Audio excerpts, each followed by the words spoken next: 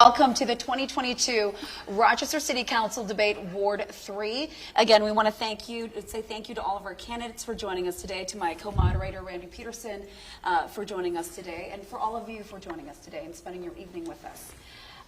Just some rules before we get started on this debate. We want to establish that.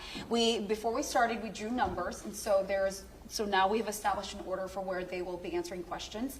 And Randy and I have also changed the numbers around for questions, so there is no particular order, and it's all fair. Tonight, they will be given 1 minute in responses to questions that we have designed for this debate. The candidates will also be given 2 opportunities for rebuttals during the 30-minute debate. You can choose it at any time, but remember that you only have 2 during the 30 minutes. At the end, you will also be given a chance to give a 1-minute closing final statement. And before that, again, we have a team of camera crews here with ABC6 News. This debate is live streamed right now on our website at KAAL-TV.com. We will have coverage of this tonight at 10 o'clock as well. And we ask that all of you turn your cell phones off. There's no recording, so there's no interruptions during this debate. Thank you so much. Randy? All right. Welcome, candidates. And we'll start with the first question, which is, what would be your chief priority when making decisions about future budgets? And we'll start with Casey McGregor. Thank you. When deciding future budgets, the police department is the biggest chunk of the budget. And I think supporting our police department is absolute priority. Nobody will go out in a community that is not safe. So if we want to have concerts and fun events, we have to be supporting the police department, which is #1 priority. And second priority is infrastructure.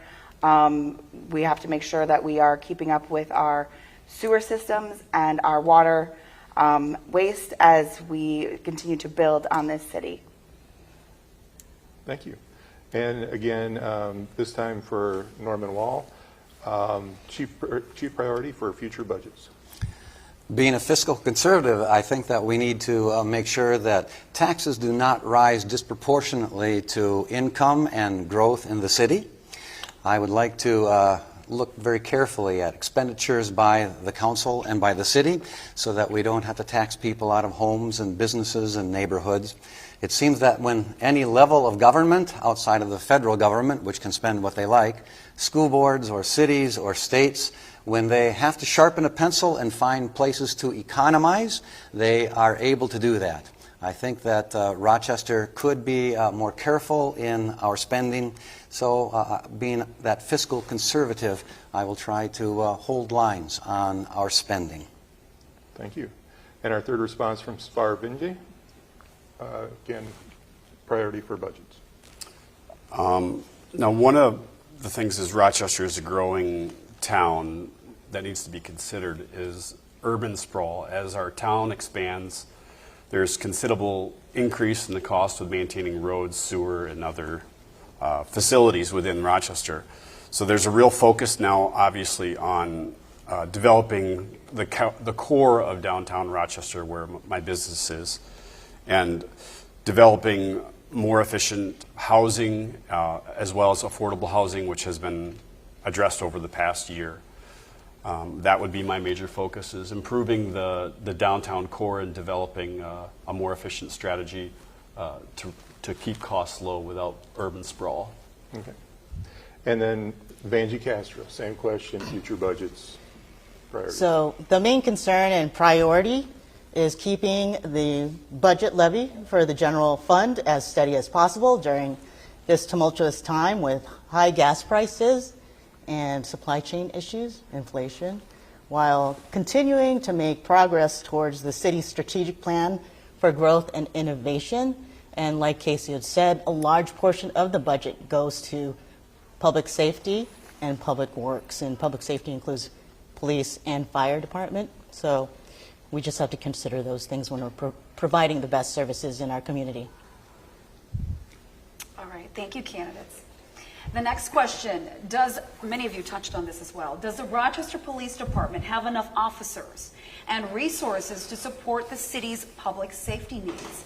If not, How does the city plan to meet those needs? We're going to begin this question with Svaar-David Vinje.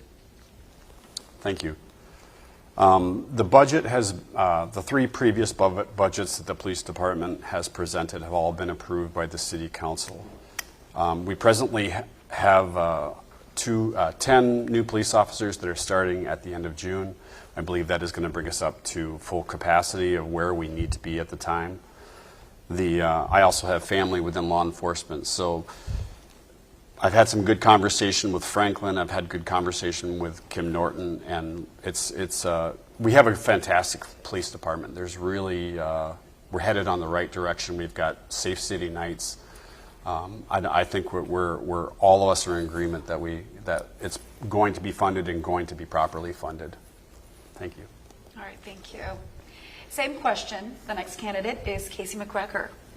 So I just met with Chief Franklin, and he went through his plan. I think we have a wonderful chief of police that has a really developed plan for this city and community and keeping us in the safe zone. So I think we have a strong leader in law enforcement, which I'm going to be very happy to work with. All right, thank you. The same question. Does the Rochester Police Department have enough officers and resources to support the city's public needs? If not, how does the city plan to meet those needs? The next candidate to answer this is Vangie Castro. Yes, I do think that the police department has enough police officers. If you look at the national average, the crime rate in Rochester is low compared to the national average. What I do think that we do need more of are social workers, because the majority of the calls that the police department does get are mostly mental health issues, domestic calls, things that probably social workers and other resources could attend to versus police officers showing up and creating more of a situation. But yes. All right, thank you. And to follow up, finish up this question is Norman. Same Thank you. question. Thank you. Seems like a lot of us have talked to Chief Franklin. He has said that we are within 2 people of being fully staffed. That makes us really in an advantageous position compared to so many other places in Minnesota and throughout the United States. We need to continue to make it a positive place in which to work so that we can retain the officers that we have and build up the pipeline of officers that will replace those who will be retiring or leaving for various reasons. I think then that the City Council needs to support the police. We need to show up in places that will help them to know that the City Council has their backs. We, as a council, have funded them as they have needed funding, but we need to show our moral support to the police as well. All right, Norman, thank you. Thank you. And for the next question, when it comes to public transportation, should people have access at no cost? We'll start with Vangie Castro. Yes. Especially when it comes to Ward 3. Northwest Rochester is further out from downtown. This is a concern that I've heard from residents in Northwest Rochester, is that to be able to do more things downtown is to have access to public transportation. Mayo Clinic provides free transportation to their employees. It is something that I think that Rochester could be able to provide. It is something that Rochester has looked into, but we do need a better public transportation system, bus system, because the buses don't always show up on time or in intervals that are beneficial for folks who need busing. Thank you. And next with the question on public transportation, Svaar-David Vinje. Sorry. So the answer is both yes and no. Currently, public transit is free for many of individuals that have special needs. One of my sons gets free passes. The question is, as a business owner, what's the investment? When something is free, that cost is divided into other areas and in other departments. So if the relative cost is low enough that the return on it you can invest more back into public transit. That's a residual process. You're constantly reinvesting into that infrastructure. I know it's $134 million by 2015, which is the biggest capital improvement project we currently have. So it's something to consider. Thank you. All right. And next, Norman Wahl, same question on public transportation. All public transportation is subsidized to a degree. The City of Rochester needs to decide to what degree we want to subsidize public transportation. Even the roads that we use to get here tonight, they are subsidized by our taxes. That said, I don't believe that all public transportation should be free. There are those who can afford to pay and should afford to pay. Mayo provides a substantial chunk of money to public transportation by providing those passes, and they should be paying to make sure that their workers can get downtown. I would be more in favor of those people who need it to be able to apply for low or no cost monthly passes rather than have no cost for all. Thank you. And then Casey McGregor. Public transportation is an interesting conversation. It's probably something I need to look more into. What communities does it work in? Are there cities in Minnesota that are running free? How does that work in their community? How does that work in the budget? So I guess I have more questions on what does it look like to not have public transportation, or not to pay for public transportation, and what does it look like to continue to have paid services. As when I traveled abroad, none of the trains were free, nothing was free in other countries, and so I just don't know how that works in a budget. Okay, thank you. And we have one rebuttal, Svaar-David Vinje. So recently, obviously, COVID happened, and public transit for Rochester is one specific area, but another thing to consider is that Mayo did provide a lot of busing to the surrounding areas, which I believe that has now stopped. So we certainly need to consider about the Rochester and the surrounding areas that supply the employment for Rochester, and that the city could certainly have a discussion with that with Mayo. Thank you. Thank you. The next question. What do you see as a city's role in supporting efforts to create more affordable housing? Let's start this one with Norman Wahl. Oh, the big one, affordable housing. It is a problem everywhere in cities of any size. And there is no magic solution. If there were a magic solution, every city everywhere would be using that solution.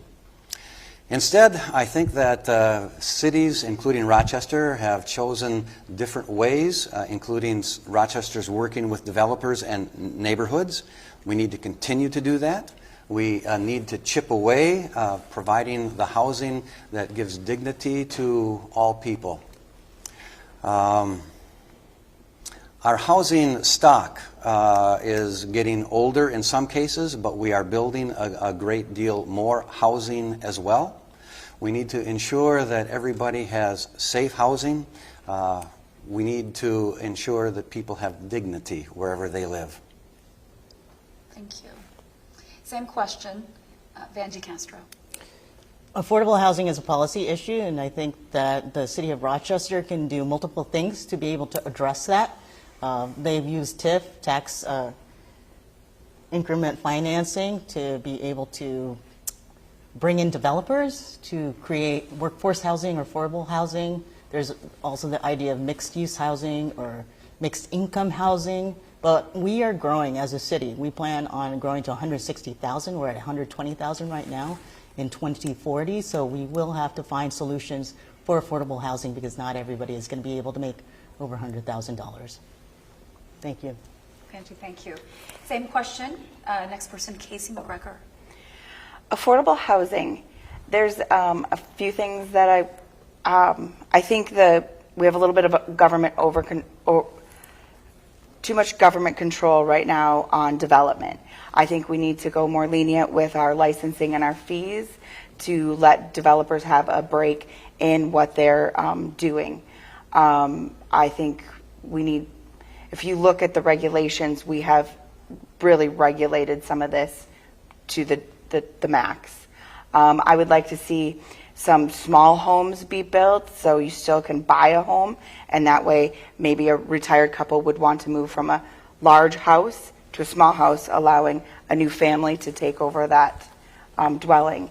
Other things I'd like to see is houses where they have like a mother-in-law suite, so you have the house and maybe an apartment for the retired parents, and you have a community family home. Thank you, Casey. We're going to finish up this question with Svaar-David Vinje. In regards to affordable housing, recently there was a discussion about there's a 0.5% tax that is potentially going to be used towards affordable housing within our current government.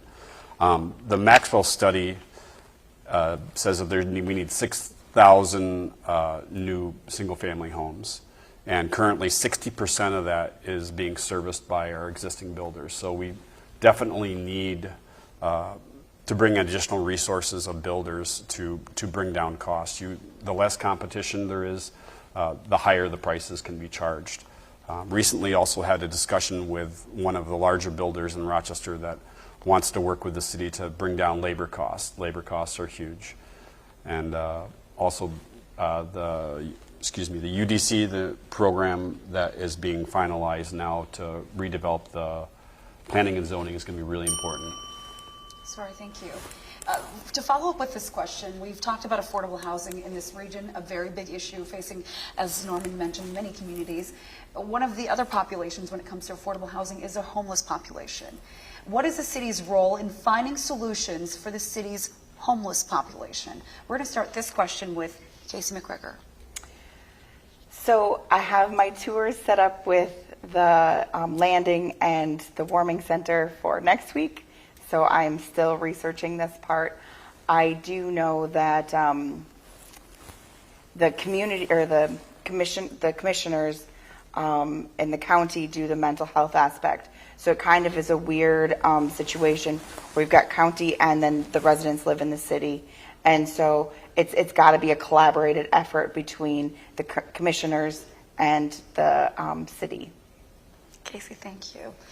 Norman, you're going to follow the same question. What is the city's role in finding solutions for the city's homeless population? Another sticky wicket for virtually every city of size. Much worse in southern climates than we might have it here in Minnesota. I used to be in a position where I worked considerably with the homeless. They would come to my church, to my office, and we would try to find services for them.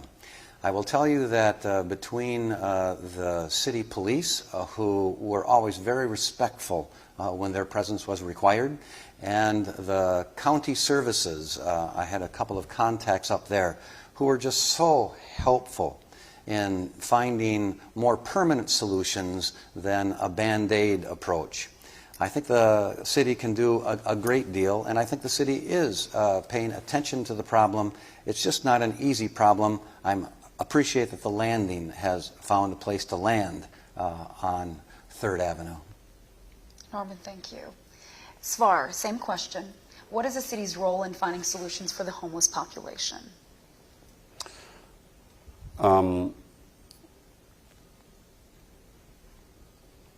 The city did have an opportunity to put the homeless shelter out at Whiskey Bones, which, speaking with Dan from the landing, that was actually an ideal location. The city needs to make sure that when they're assisting with this, that they do not sway from private ownerships, which certainly can happen. They need to be objective and have what's in the best interest of servicing this kind of these people. I've had a chance to meet with Holy Spirit and the Berean Church, and I was very interesting to find out how involved the churches and St. John's are in servicing the homeless people, as well as Adult and Teen Challenge, which It's a lot of programs are really interconnected for working with the homeless. We just need the city to make sure. Svar, thank you. Thank you. We're going to follow up this or finish up this question with Vangie Castro. The city's responsibility is public safety and providing homes for people experiencing homelessness is part of addressing public safety in Rochester. I have talked to the mayor of creating tiny homes, and I think it's important when we think about people who are experiencing homelessness that we should first put them in homes and then provide them the wraparound services that so they can stay in homes. A lot of folks are usually just in transitional housing, and as much as the landing has provided day services, they do not really provide homes, but that's up to the city and also working with the county, as Casey said, to find solutions for people experiencing homelessness. Vangie, thank you. Thank you. Randy. And now, next question. What is the city's role in helping improve the local economy and support for small businesses? And we'll start with Casey McGregor. Well, I am a small business owner myself, and so I don't know the support that the city has really given. During the COVID shutdowns, I owned a salon. I didn't really feel the support from anybody. So I don't know. And next up, Svaar-David Vinje. What do you see as the city's role in helping improve the local economy and supporting small business? So what the city needs to do to help support small businesses is work in conjunction with DMC to help develop the SSDI. And I've recommended a business development plan to overlay with the DMC's development program. We need a strategy to have a first-class businesses and first-class development in conjunction with DMC. There can't only be just medical. It's definitely businesses coincide with that. Thank you. And next we'll go to Norman Wahl. Same question about how the city has a role in improving local economy and small business.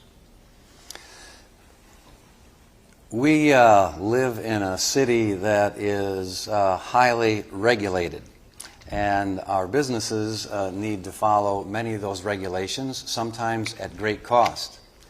I work for a small business on North Broadway that for years now has been dealing with construction, and it's just been a horror. And if we could have worked a little bit better with city construction and road construction, there would have been greater access to the business. So I guess what I'm saying is the city shouldn't get in the way of the great business that small business owners are doing in the city. All right, thank you. And then Vangie Castro. Capitalism is wonderful for small businesses because, just kidding. Really, what it comes down to is, what are we talking about? Are we talking about downtown small businesses? Or are we talking about Third Ward expansion of small businesses? Because in the Third Ward, Northwest Rochester, it is growing. There are more businesses that are being built out there. What has the city done? It has encouraged businesses to open, and it is kind of, with what's happened in the last few years, and with inflation happening, it can be a struggle for small businesses to be successful. Where's the city come into play with that? Like Casey said, is it fees, or Norman said, regulations? I don't know, but All right, thank business is business. you. Thank you. Candidates, thank you. We are going to have one final question before we get to the final statements. We are here in the setting of 125 Live, which is a facility that really supports our senior citizens and our aging community. As members of City Council, as candidates, how do you think the city should look after its senior citizens and its aging community? We're going to start this question with Norman Wahl. Well, I'm grateful for 125 Live. Kathy and I have been members here for a couple of years, joining during COVID, and it was one of the places that we could come and be safe, have fun, see people. So places like this are just so important to the health and well-being of seniors. One of the things that will certainly be a need for attention already, but more so in the future, is the housing stock for seniors. Much is being built, but as I've knocked on doors in the 3rd Ward a lot over this past 6 weeks or so, I can see degradation of housing in terms of concrete breaking up, siding that is in ill repair, ill-fitting doors and windows. That kind of housing stock is not going to last forever. So again, we need to provide good housing for all sectors of our community, including the elderly. Norman, thank you. Same question, this time, Casey McGregor. I think we have to be careful of property tax. Nobody wants to tax grandma and grandpa out of their home.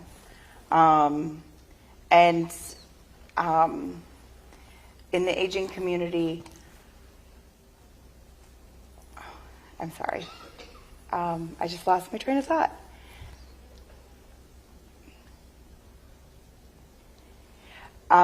Norman said the gym here is great.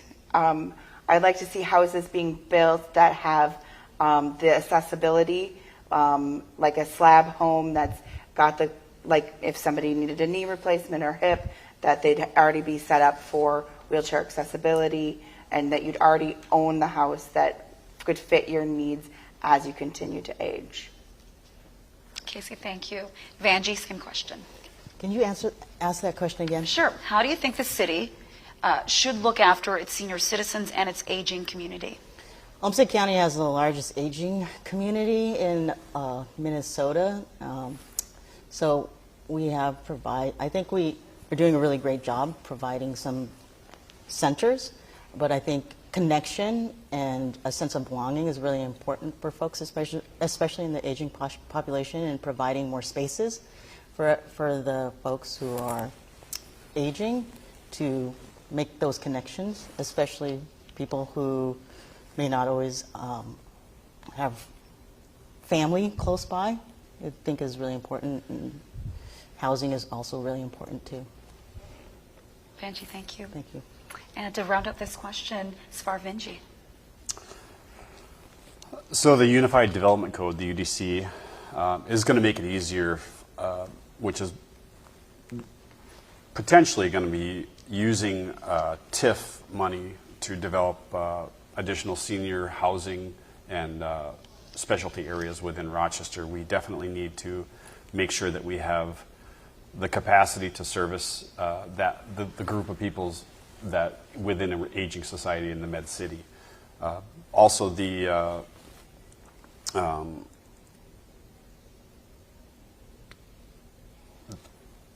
excuse me, the downtown also has a significant community of seniors that live within the charter house and such.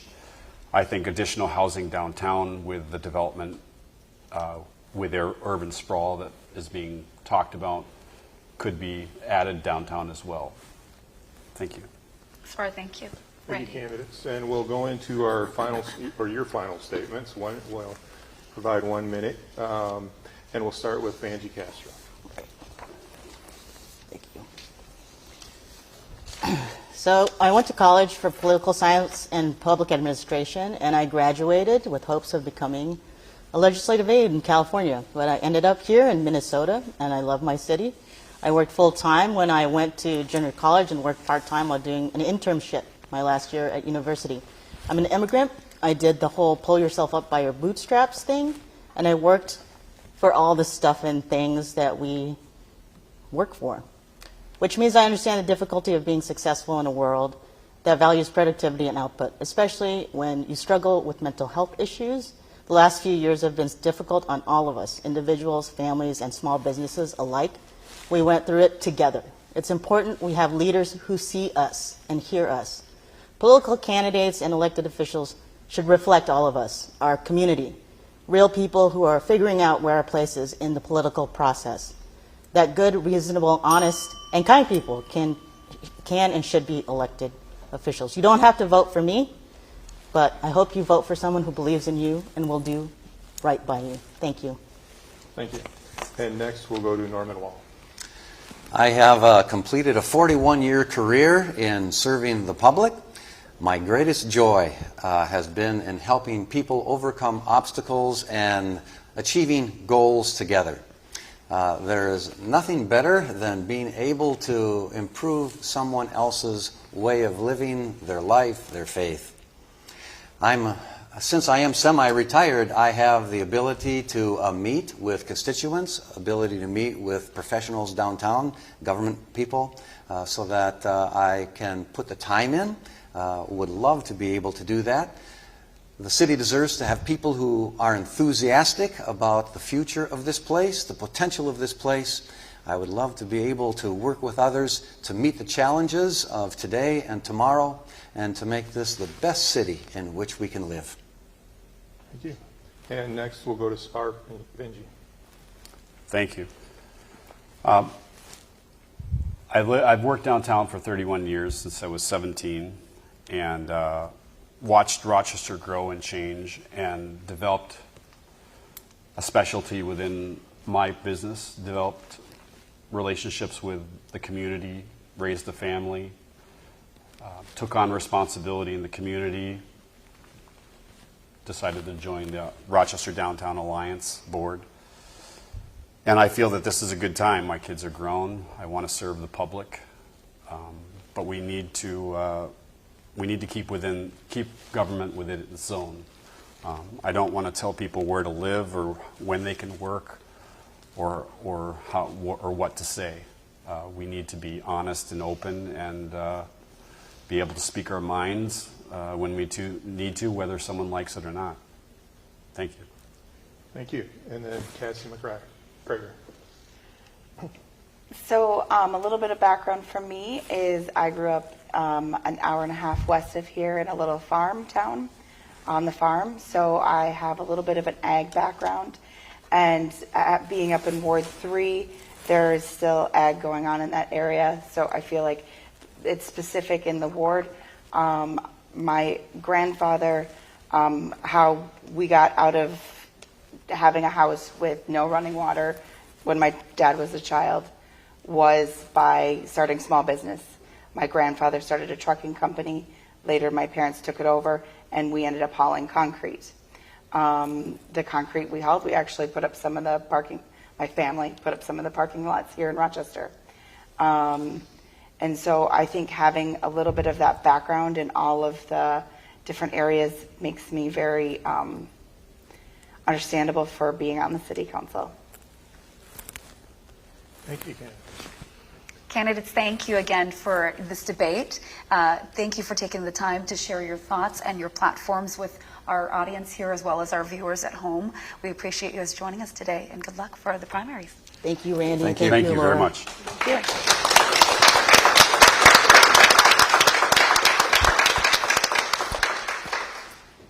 Thank you, everyone, for joining us today. And again, our live stream will be on our website at KAAL-TV.com, and we will have a full wrap-up tonight at 10 o'clock.